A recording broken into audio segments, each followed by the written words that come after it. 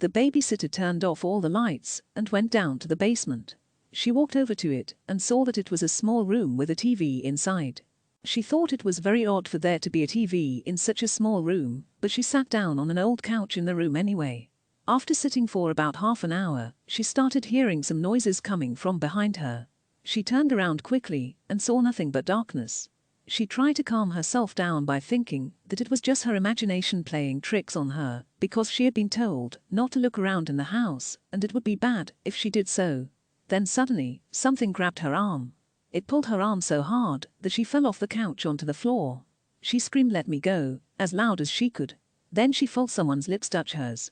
Her heart sank and she felt like throwing up. But then something even more terrifying happened. She felt someone's teeth bite into her neck. The pain was unbearable, and before long she couldn't feel anything anymore. Then she heard herself crying. Suddenly, she heard footsteps coming from the other side of the room. She looked up and saw a man in a suit, with a cane. "Who are you? What are you doing here?" she asked him. The man said, "I am Mr. J, the owner of this house." "What are you doing here?" she asked him again. "I've been watching you," he replied. "I've been watching every move you've made for the past few days." "Why did you kill me?" she asked him as tears streamed down her face.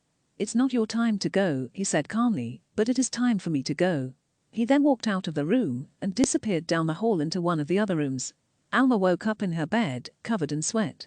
She had been dreaming about babysitting for a wealthy family. She remembered how she went down to the basement and watched TV there. But she also remembered that it was haunted and that there was a ghost in the basement. She got out of bed and walked over to the mirror on her wall. She looked at herself and then looked into the mirror.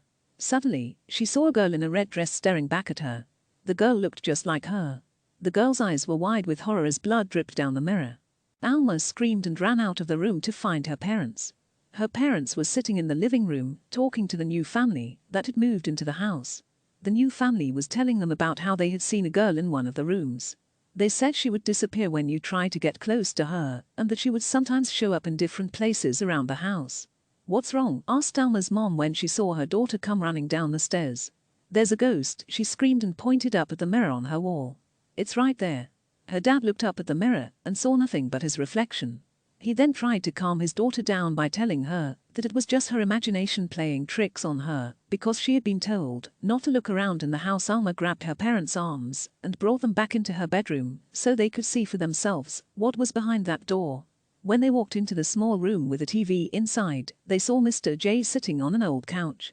Mr. J got up off the couch and started walking over to them. The girl's mom grabbed her daughter and ran out of the room, yelling at her dad to come with them. Mr. J walked slowly after them, but then he stopped as he reached the mirror on the wall. He looked into it and smiled, then said, "I'll be seeing you soon." The girl's parents looked back and saw Mr. J disappear into thin air.